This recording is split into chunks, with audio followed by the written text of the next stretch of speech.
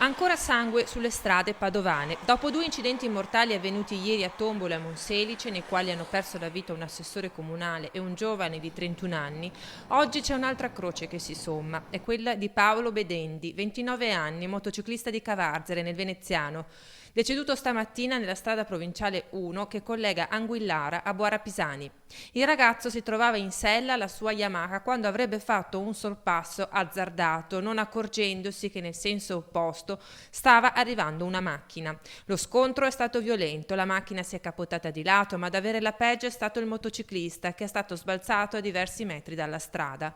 Quando il 118 di Rovigo è giunto sul posto insieme a una squadra di vigili del fuoco di Padova e carabinieri di Este, per lui non c'era più nulla da fare. La morte del veneziano si somma a quella degli altri giovani che ieri sono deceduti anche a causa della pioggia.